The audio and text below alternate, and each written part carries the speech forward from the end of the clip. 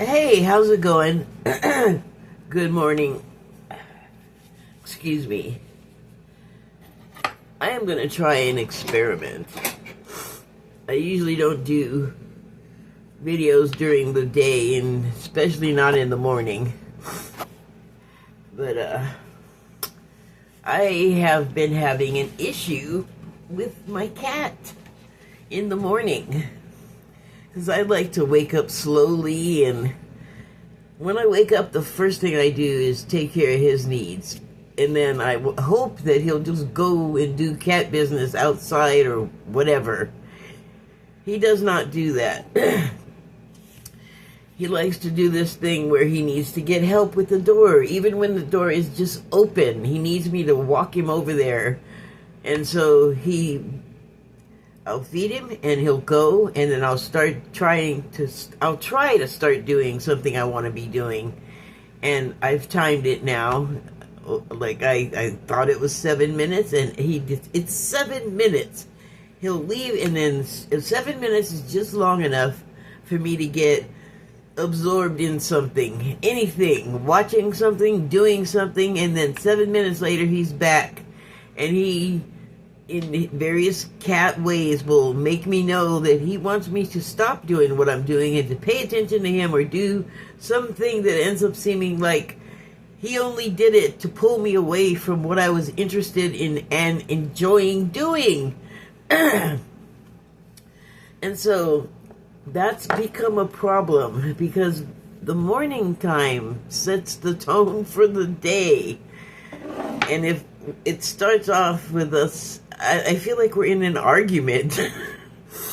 So if it starts off that way, it doesn't take over the whole day, but it just kind of like requires a lot of mood correction at the very first part of the day, when what I'm trying to do is establish a mood. So I didn't kick him out. I didn't lock him out like I've been doing, because I just don't feel right about locking him out. Locking him out of this part of the house. Like, he can still get inside if he needs to. I just need him to leave me alone when I'm trying to wake up. So the experiment today is, don't kick him out. Just leave him come and go as he wants, and see if you can ignore him. So, it's just, I don't know if it's this way for you. Like, you just need to be left the hell alone when you first wake up, but that's how it is for me. Anyway, so I wanted to do this yesterday, and I didn't because I just didn't feel like it or something. And also, I was just kind of all over the place. But I just want to talk about, well, it's probably for the reason that I want to talk about, but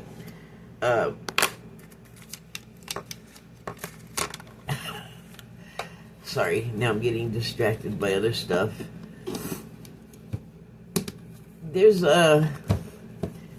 I've been feeling a little stress or something. I probably shouldn't be getting stressed out by this, but it's the whole shift to New Earth, or someplace else where you don't have the correct vibrational energy to be in, like the New Earth, and you're just gonna stay in the one that has been like it has been for millions of years, with the war and the fighting and all of the factions of us against each other, when that makes none of us happy. I mean, I don't know, maybe it makes the people that sort of set things in motion and set us against each other, because that exists. Maybe they're happy with like the situation in Gaza, where the people are starving, and it's just gut-wrenching to watch, and to feel like your government is not only taking part in it, but not doing a damn thing to make it stop, apparently. That's just hard on you to have to experience and be in the world with, period. The other war that we know about in Ukraine, like, I used to keep a lot more close track on that, and now I just don't, because all of the stories of all of the soldiers involved they're just terrible. Like the Korean soldiers that got sent over, and they were not even people to their leader or Russia's leader. Just put them in the way, kind of thing. And the Russians themselves, like, they don't want to go. They're I don't know. I don't live in Russia, but I don't get the impression that they're like putting on big let's go to war parades and having parties about it. If anything, well, I think Russia's been trying to take part in a war and then not be part of the war. Like, we're in a war with you, but don't attack us. That's crazy. When Russia started this stuff, at least in this century. And that's hard to watch. It's hard to watch my government say one thing and then an election happens and all of a sudden everything's different. Like, we have no consistency. And that's everywhere too. But it's like a period of transition right now. So what's been getting me is like,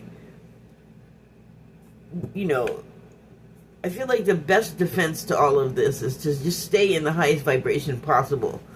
And that kind of requires not paying attention to any of that stuff. And I used to think, how could you do that? Or, like, I've always had a television or some sort of media communications device in the house.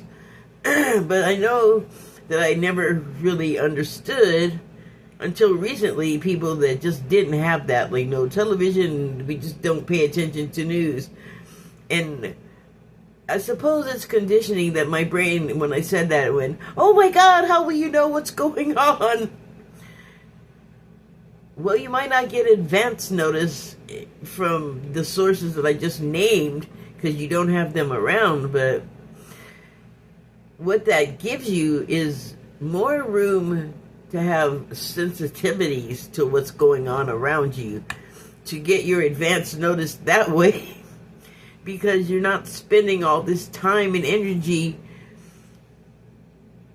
looking at stuff that a lot of it isn't being told to you truthfully, and so that does something to you, like just being lied to all the time. Like, so I mean, that's the general tone with media. It's gonna, like, at the very least, fluff up whatever it's talking about beyond the true capacity of whatever the item is, be it a news item or a material object. It's like we spend all this time caring about the wrong things, and that hurts us because it takes away from our ability to know things that we actually need to know. Like, I don't need to know what's going on with the Kardashians, and then,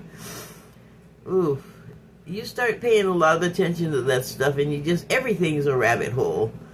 Everything is on the down low, scummy and weird and bad and wrong. Like, the Diddy thing boy, that opened up a whole can of worms that I wasn't even aware of, and now I am, and it's like, now I gotta detach from that. This is just more crap to brush off. Like, there's real people and real stories about what is happening to them in the orbit of the whole Diddy thing, but that's not the only cock-a-doodoo out there, and it's like, my gosh, we don't really have to pay attention to that.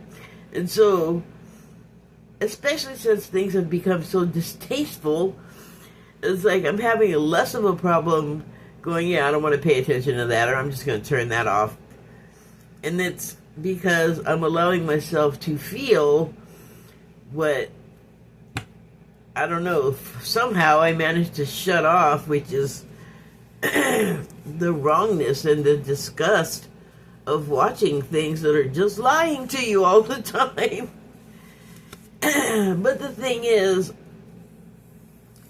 the world is real. The things out there are real. And some things, if you don't have advance notice of them, are going to catch you by surprise. And it might not be a good situation. But that might be meant to be.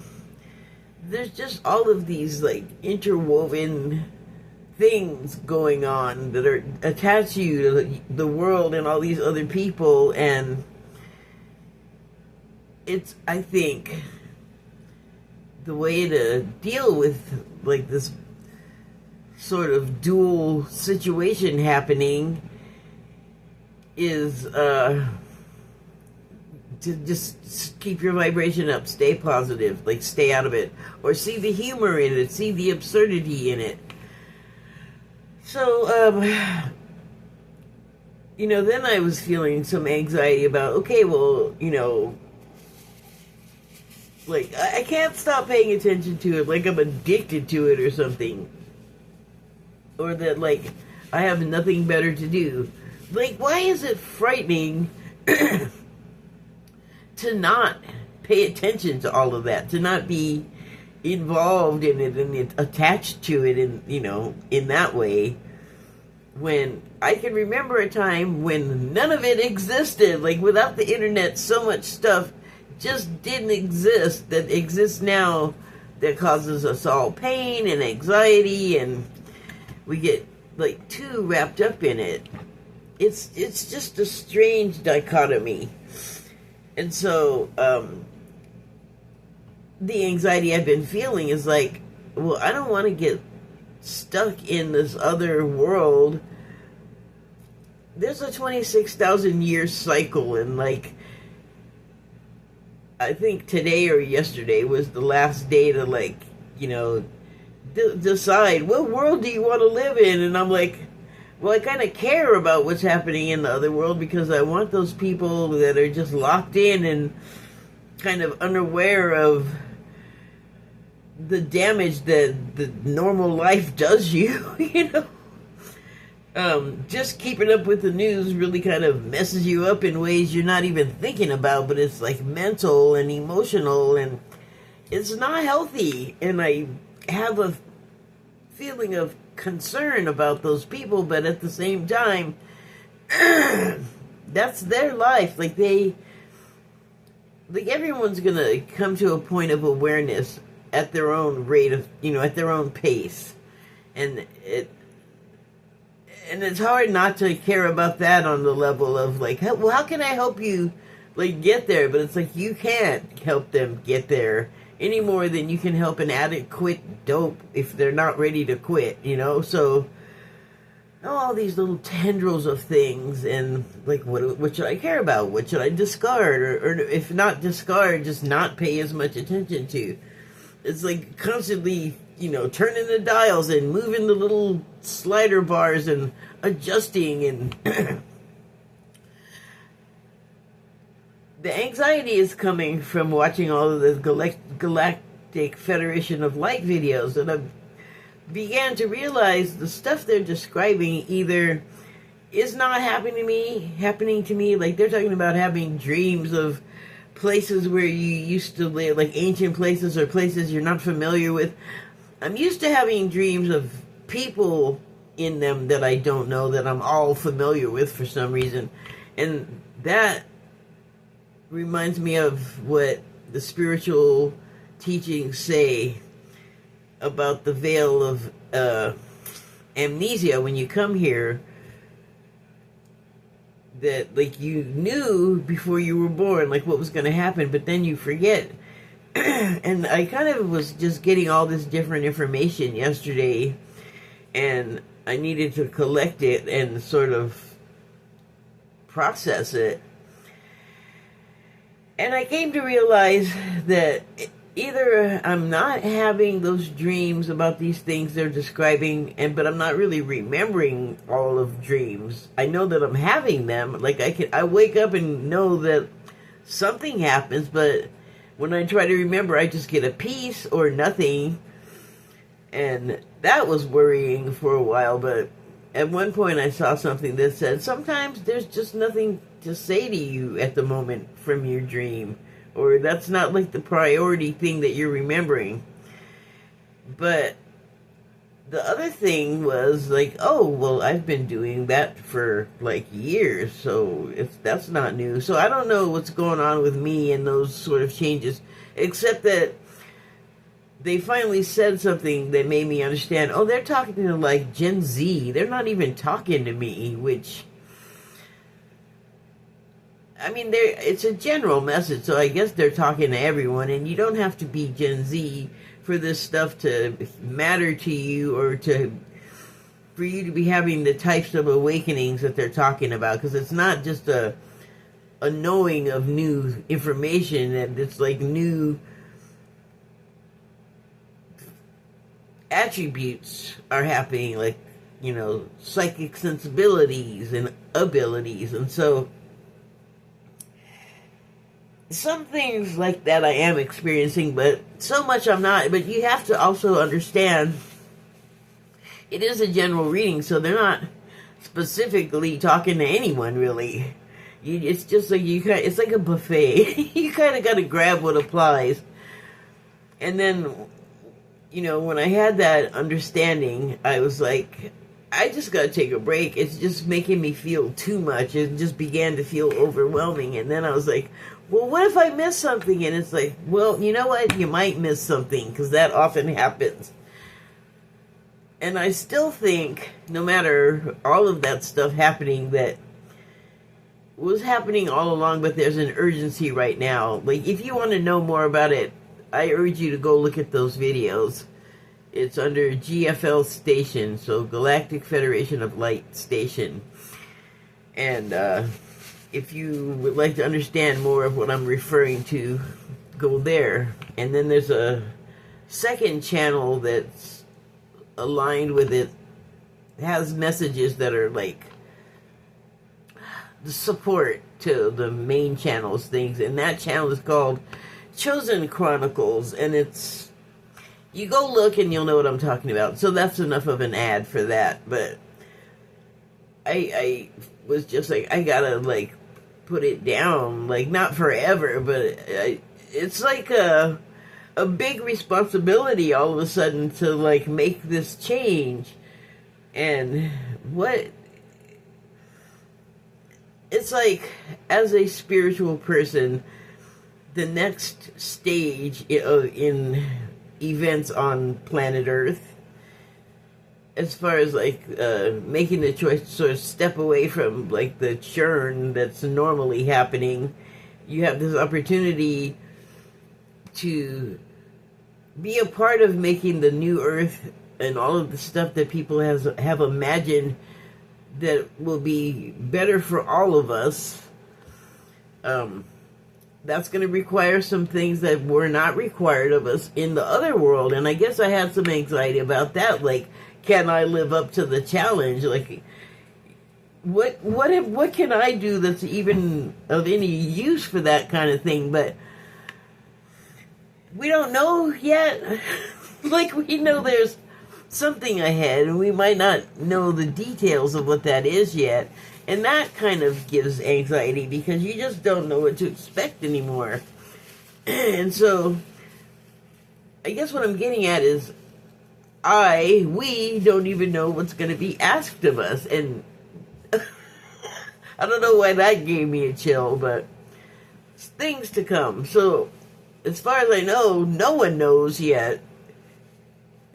And I was just like, okay, well, I just need to, like, stop watching those for a day or so, which I didn't. That didn't work at all. Like, I totally ended up watching them. But I'm glad I did, because then it told me things that they always say there's, like, information embedded in the messages, like, activations. And so I guess I needed to just slow down on that so that it all could, like, penetrate. And so here I am. Yesterday also was very interesting. And so things are happening. And here's how I was able to know. The first time I ever watched a powwow was on YouTube. And it wasn't like crying like a breakup crying or someone died crying. That's like crying that you know you're doing, that you're sad, and that's the way you're expressing it. So none of that was the case when I saw the powwow for the first time, but my body reacted by just going into full tears, like crying and hitching of the breath and a little bit of shaking, like just sort of going watery and boneless for a second. Well, for more than a second. And I was like, wow, what is happening? And I watched the powwow, and I was like pretty much breaking down on and off the whole time that I'm watching this thing. And I just kept going because I was fascinated by that. But it wasn't the first time it had happened. The first time it happened, I was in a museum with a roommate of mine in Seattle, and in the lobby was this black family, and there was like a mother and a father and some younger kids, different ages, young, like, I don't know, 8 to 10 to like 16. There was like 2 or 3 kids, and then the adults, and I think there was maybe another adult playing drums, so they all had dreadlocks. And it was like summertime, so the men didn't have shirts on, and they were dancing, drumming and dancing in the lobby of the museum. And, you know, you could just keep going and progress onto the museum, or you could stop and watch. So we paused to watch, and my body started doing that in this museum. And this particular roommate that I was with, I felt like I had to hide that was happening to me, because she's kind of like racist in a weird way. And it's weird because she's Native American, I think partially. Like, I think she has a white parent. But I'm just always confused when another race is racist. It's like, what are you doing? But anyway, I felt like I had to hide my reaction from her. And it was the first, it was the first time, so I was like, what is going on with me right now? But I just was glad that I happened to be like behind her in the crowd. Like, we weren't like totally side by side. I was like slightly behind her, so I was able to turn a little bit and just sort of you know, discreetly like hide that I was crying. And then thankfully she didn't notice, because had she noticed, she would have said something offensive, and she would have made a joke about it, and then I would have had to hear about it all the time. And that's just not what I want from a relationship with people. And then there was a lot of years in between that first incident. So the second time, I was thankfully alone in my own house where no one could make fun of me. And, but it sure made an impression, because I don't exactly understand what's happening. Let me interrupt myself to show you the signs to focus on for just a moment. And so in the middle of all of that happening, okay, yesterday though, the other stuff that I was just talking about, I'm moving on to another thing, same topic though. So yesterday I'm watching whatever, and it was kind of like, I still was in a null period, because just my mind had all this collated information to like figure out, you know, like I just needed to take a break. And so I had a really long ride in the morning, because I knew it was going to be hot in the afternoon, and that was nice. I was out there at like 5:30, which is just bliss, man. There's just not much traffic. And I'm not all over the road, because it is a weekday and it is the morning, so there are people out there like going to work and stuff, or doing work, so you're not like completely alone on the road. But there's a stretch of road at the top of before I get to the top of my street, that I'm always a little concerned about, because the lane off to the side just stops, and you either have to be in the traffic lane, which is permissible by law, but the drivers don't. I swear it's at the front of every driver's manual that I've ever had to learn. which has been in 4 different places, and every one of them has bicycle safety rules as like the first thing, as part of the driving part. Because a bicycle on the road is also a vehicle. It just doesn't have a car around it. And people just don't remember that. Like, they're all mad that you're on the road. Like, where am I supposed to go? Because you're not supposed to be on the sidewalk either. Although I do go there. When it's a sidewalk that I know isn't used for pedestrians or isn't being used. Like, I'm considerate of those things. So, I get a little nervous at this particular point of the road. But at that time of day, blissfully, there's not a lot of competition. And that's why I'm out there at that time of day. So I did that because it's always just good to get out and get air and let your eyes see. There's lots of nature around, which is nice. And then I got to do like my whole local route.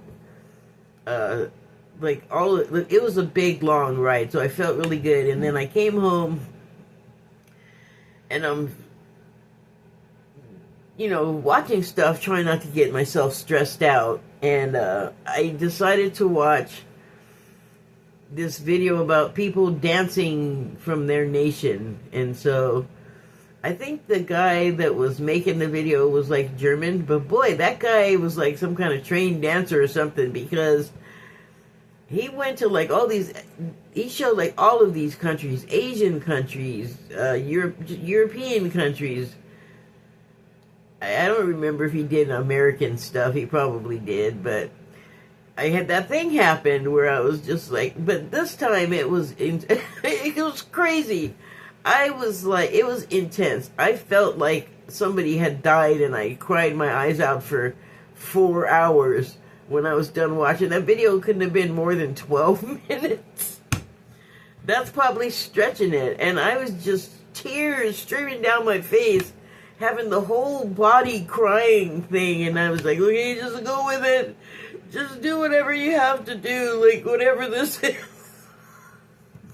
But it's something, And then it was like so much more intense than it had ever been.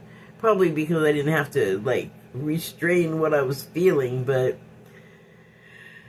I don't know, that was crazy. And then something else I was watching yesterday affected me really a lot, and it was also on YouTube.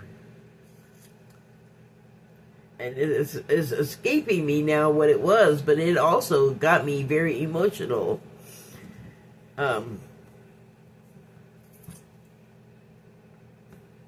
So, I guess what the conclusion is that, well, I finally watched something of those Galactic Federation videos that said, don't worry about where you're going to end up. Like, if you're going to still be stuck in the other world, or you're going to help build the new Earth, which I hope that's where I'm going, because so much of the stuff that they said I have been doing for a while anyway, so that seems to point to the fact that I want to be over there. But then I do have concern for the other side, which I feel like it's like the love column and the fear column embodied, which, the world we live in kind of is that. It said, though, that don't worry about it, because it will be determined not by you, but by how you are. Like, are you a loving being, basically? Do you have room for everybody else to also be in the world unmolested? I think is what it wants from us. And then also to take on the responsibility, like, one of the things about the veil of amnesia is it's there because our human minds just cannot handle that. We don't have the bandwidth. Like, it would just be overwhelming to the point that it would like mess us up, give us a mental condition or something, to just have that all of the information crammed into this little CPU. It's like, yeah. So that was well, it was good to know. It was edifying, because I always wondered, like, what? Why? Why is everything being kept from us? But now I get it. And then, like, especially the crying thing that happened yesterday was kind of like, yeah, I mean, if I knew, like, everything about all of my past lives, like how I died or who I made die or something like that, or just terrible experiences like living through a plague or something like that, it's like too much. Like, we just don't have the bandwidth for it. So I was like, okay, I can accept that better now. I think the point that I'm trying to make, oh, here comes the cat. Let's see if he'll leave me alone. I think the point I'm trying to make is, regardless of what, don't worry about what's going to happen. Worry about what's happening right now in the present, basically.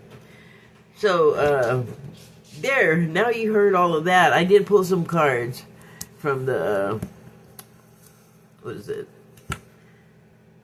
Light Seers deck. And the first card was Three of Cups. So that is us, all of us, coming together with the new world in mind. But because we don't actually physically go anywhere, and it's about our consciousness and what that brings to the table, to our reality. And that was a big revelation, like, the consciousness and having your vibration stay high plays such a big role in shaping the world, like individually and as a collective. And that is the focus right now, is joining together as a collective, you know, to, well, basically, to make a world where things that don't serve us just can't exist. Like, there's just no place for it. And this is a Ten of Swords. And in the new world, we don't have time for looking back and resentments and, like, what happened in the 2020 election, and except for instructional reasons, there's no reason to hang on to things that happened in the past that don't serve anybody now or anymore or whatever. Like, probably at the time, it's just baggage you can let go of and just keep going. You know, leave it where it stands, and only look back at it for a point of reference. The Empress is saying that we have the time. Now is the time to focus on this new life of this new world, and to change our previous focus and realize what's important now, because the world in the fear column has all of the stuff from the past, like what went wrong, and, you know, just bad eras, and those were caused by, like, the collective consciousness of the, you know, nothing big happens unless everyone collectively agrees to it on a level that, well, the not conscious level, like the other side of that, where, oddly enough, more actually goes on that we talk about and think about than does when we're awake and yammering away like we do.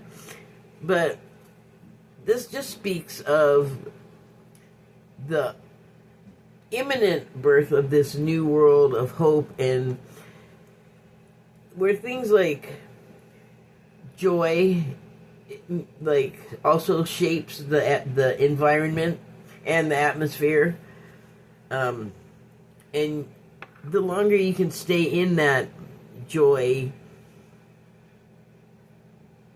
the longer you have to build upon it. And it's just there like Legos. You could just keep building on it and making it better and bigger and more inclusive. So even people in the fear column world, they might not even realize this is going on, but it is gonna it's for everyone's benefit, so it's going to help them at some point, and then they'll appreciate it more and more as time goes by, and at their own pace they'll grasp what's happening and maybe make that move to the other column, to the love column. So the next card is the wheel, and it's just, it's interesting, all of these other wheels. I was watching an Edgar Casey. Was it Edgar Casey? Shoot. I watched so many things, it's all just kind of blending together, but I was watching a video, it might have been Edgar Casey. What was it? I think it was Edgar Casey, and he was just talking about, oh, maybe it wasn't. Well, it was, whoever it was talking about reality. Oh, it was Basher. So Daryl Anka channeling Basher, which is a Arcturian being. And Basher was talking about, or Bashar was talking about how time is not a linear, fluid thing the way we have always perceived it. It is a series of events, and I talked about this, God, many videos ago, and I've talked about it a number of times, how my perception of reality somehow evolved into this sense that things happen in time, and then that's an event that happened in, like I see it in a frame, like a picture, and that event happens, and then the picture goes down and a new frame appears, like a new Etch-a-Sketch frame, and then the next event happens, but it doesn't just happen fluidly, like each event is attached like a train. Like each event is its own thing. And so I thought, I don't know, my perception of it changed from like this just fluid wash of stuff happening to like each event for each person, and each day and each time and each everything, there's another framelit. And then I saw, not long after I started thinking that, I saw a video of Quentin Tarantino being interviewed, and he was saying that a film is not like a fluid series of events the way we see it, the way we perceive it. Especially in film, it illustrates this, that film literally had frames, and you could cut them out or add to them at any point by splicing the film, like cutting the film and then rejoining it together at a different point because you added or took something out. And he said that if you stop film, you'll see that each frame is like one little incident, one little event, and then it moves to the next one. Do you know what a flip book is? A flip book is like a booklet where you take drawings, and then on each page, just like stop motion photography, something changes just a little, just a little, just a little, just a little, until when you flip all of the drawings in a row in the book, like you just grab it and, where's that? And you do something like this while you're looking at all the images, then it looks like the images are one whole series of movement, one fluid series of movement, but you know it's not, because you know on each page is a different piece of the movement. So I was like, oh wow, well there's a correlation right there. So this was probably 2-3 years ago when I was having these insights. And then yesterday I'm watching Basher, and someone asked him, what is time? Time is a series of individual frames with events on them. And so that's what that's making me think of. But that's the world card. So in this case, I feel like it's the world when we're making good decisions. And that would be the world in the love column, the new earth. And to maintain the good decision making, you have to maintain your balance and stay centered. And gosh darn it, what the hell was I gonna say? Well, you just want to stay in your high vibration, because that helps the whole consciousness level stay cohesive. And the New Earth is kind of still embryonic, so it's got a lot to learn and develop still. But if we just like keep in a good state of mind and stay in our higher vibration and stay balanced, it's going to help both worlds, really. So the next card is, we planted the seed, we know what we have to do, and it has a great potential. It's a big fat seed, and it's already sprouting. So that's all of the new collective there, giving it life and support, holding it in the sun, giving it space to grow. Like a child, you know, like your new child, your newborn. You want to treat it with care, and always you want to be upbeat with your baby. You know, you don't want to be in there all coming down on the baby, all gloom and doom. Who does that? Well, we have. Whoops. But, you know, you live and you learn. And also, that's in the past. Like, you live and you learn. Like, you learn from it and you move on. You know, ideally. And so the final card is the Six of Cups. And it is the card of nostalgia. And in this case, I feel like we're going to be able to look back at the formation of this new reality and all of the steps along the way that there's steps like these were, but these are more fulsome. Like, they are, in most cases, people are like real happy a baby is going to be born. So you nurture the child and it grows up and it goes through all the stages. But if you stay making good, balanced, centered decisions for yourself, and then by extension, everyone around you, you know, you want to benefit. And you can just look back and say, this is what we've done to get to this point. And it helps you in the present, you know, because eventually you're going to move forward again. But you take a moment, you pause for a moment, and take stock of what you've done and look back at your accomplishments, and you get like a build-up from that. Like, you get points. You feel better having accomplished good things, like being of help. So I pulled a couple of cards from the Body Oracle because I was just so emotional yesterday. I was like, I don't understand. I would love to understand what is happening when that happens to me. So I ended up pulling two, and the first one is the Heart. And the subtitle on this one is Vitality. Right there. There's always a Spanish translation. And then the subtitle reads, Let Life Move Through You.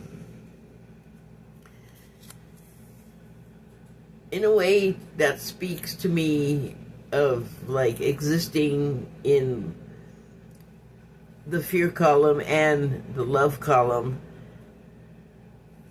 And like, my heart feels like concern for all of the people and things still deciding to be like full on locked into the fear column and all of the stuff there, and not being ready to see like there's all this love and heart in the other column. And it's a different thing from like taking the side in the fear column with all the anger and the division, to be able to be in there and still like function normally and positively, like to be a good light in the dark, that takes heart. That takes vitality. And you gotta learn how to, like, it says let it move through you. And so I suppose when it's unavoidable, it has to go through you as you go through it, like a metal detector. But you can come through the other side of it and still have the strength and the vitality to inject love into those darker situations. And then the other card I pulled was the digestive system, and the subtitle on this one is metabolized. And so the subtitle reads, well, anyway, what the card says is, take what nourishes and eliminate the rest. Again, going over there into the fear column, and you literally, take what you can use, and the rest, if it doesn't agree with you, you're not going to eat it, you're not going to drink it, so you don't want to take it in.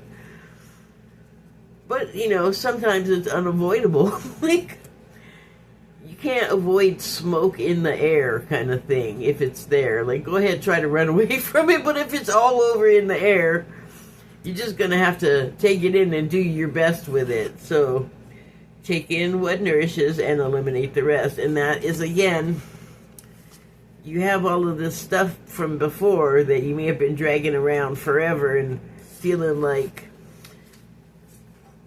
I guess, justified to just keep, like, going back to the same thing over and over, and wanting to have that feeling of being right for the wrong reason. Like, that is like an upset stomach kind of thing. And so you eliminate it, you poop it out, you experience it, you go through it, or it goes through you, and at some point, it's all over. Like, you just don't have any use for what's left, and you eliminate it. And that's not necessarily a bad thing, it's just like part of the cycle. The circle of life. So, I don't know, I'm not sure exactly what I'm trying to convey for anyone else watching this. I'm just sharing that whole experience. And I just wonder, like, whether you're aware of what I was talking about or not, or especially if you were not aware of it, I just wonder what people are feeling right now. Anyway, I guess I don't have to wonder. I can just go online and look. Plenty of people are talking, just like I was. Anyway, thank you and good night.